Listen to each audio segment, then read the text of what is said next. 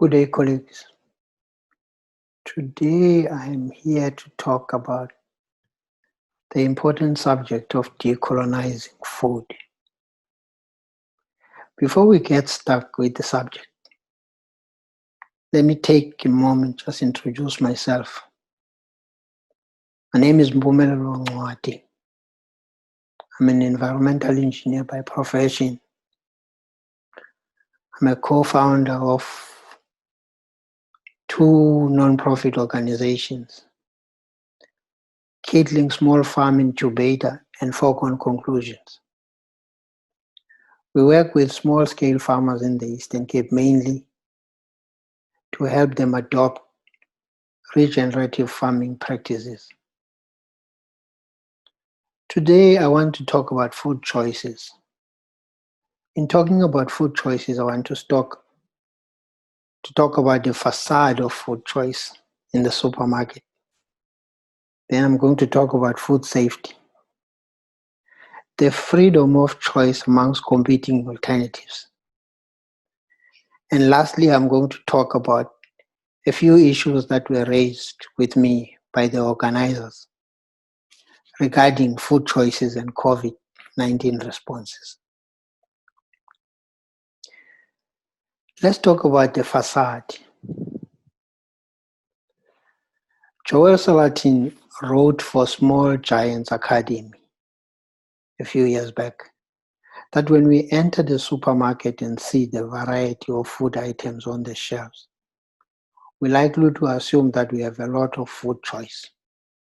But it's all a facade to deceive the customer, because supermarket food is primarily a reconfiguration of genetically modified corn and soybeans. So tonight, when you look at your plate, ask yourself this question: what is missing? And you'll realize quite a lot is missing. The GMO label on the food that you bought from the supermarket is missing. How about the real ox liver? Not beef liver, ox liver. We'll talk about that later. Dry-aged grass-fed beef, butter from grass-fed cows, raw goat's milk, gluten-free wheat from non-GMO seed, and the list goes on. So why is there a lack of differentiation when we look at the food on the shelves? We're told food safety. The assumption is that the customer or the customers are unqualified to exercise their freedom of choice amongst competing alternatives wisely. Think about it. So how do products get differentiated in the supermarket? There's many ways to differentiate a product. You can look at the product attributes, you can look at the brand, you can look at the business structure, production practices, whether something is local or international or regional.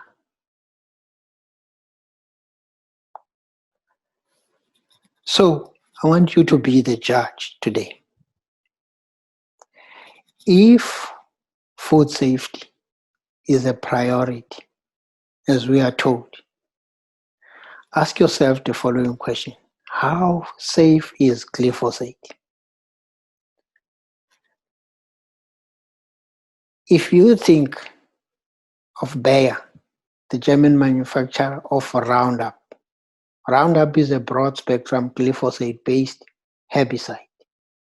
It is believed to be carcinogenic. Majority of South African farmers use Roundup to produce our GMO maize, soya, and wheat.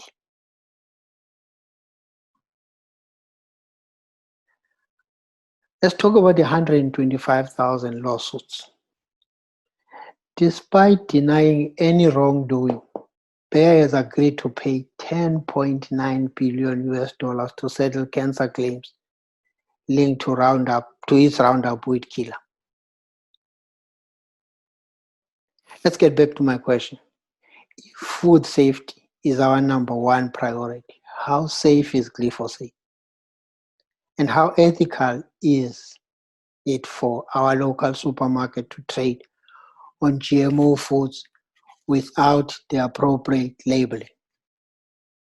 You'll be the judge. Let's talk briefly about the issues that were raised with me by the organizers.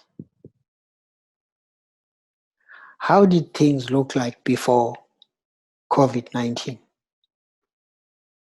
Before the lockdown, staple foods like maize meal were already unaffordable to the majority of poor people because inputs like glyphosate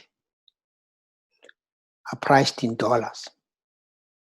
But the food sales are made in rands and cents.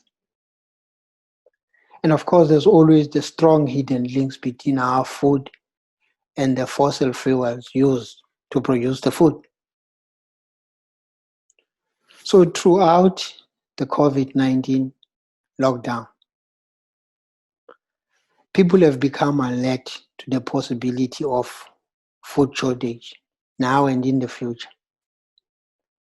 They are alert because most people have lost their source of income. We're beginning to see steep rises in fuel prices, which are linked to our food production. It costs a lot of money for food to be transported over long distances, either from international markets or faraway local markets. So what is the one lesson I think we can all learn from our experience with the COVID lockdown and the possible food shortage, if at all? GMOs, big machinery, fossil fuel, derived fertilizers make conventional agriculture undesirable and unaffordable. Undesirable to the farmers and unaffordable to the people who actually buy the food. So what's the solution? I personally think regional human-scale regenerative organic agriculture is both an opportunity and the future of food, because it creates an environment where local farmers can feed local communities. It provides a shield for all of us against climate change. It promotes soil health. And more importantly, it provides all the things that we need to live well. Creates economic opportunity, predictable and reliable prosperity for all of us. It promotes social equity, creates environmental well-being, and overall resilience that is shared amongst all of us. So what is the risk behind big agriculture? I think the biggest risk that we need to be considering is that now that we in the COVID-19 environment, there is always the possibility that big agriculture is going to use the issue of food security to remain unaccountable for our overall safety. To remain unaccountable on the issue of high food prices. And of course, the issue of dumping. When I studied, I spoke about real ox liver. I like to make this example. Most people who buy ox liver as a superfood, they buy a product that is labeled ox liver.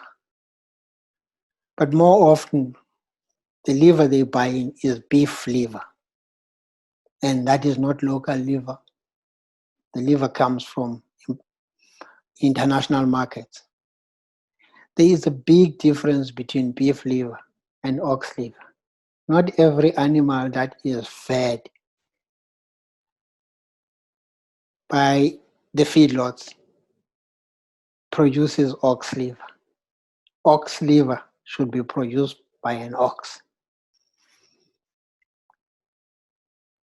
Now, I will discuss most of these matters when we have an opportunity to engage. But I'm leaving all of these with you so that you have an opportunity to ask questions and engage with me on some of the issues that I raised. I put them as questions to you so that you can mull over them and come back to me, so that we can engage. Let me leave you with a quote that I think is worth re-quoting.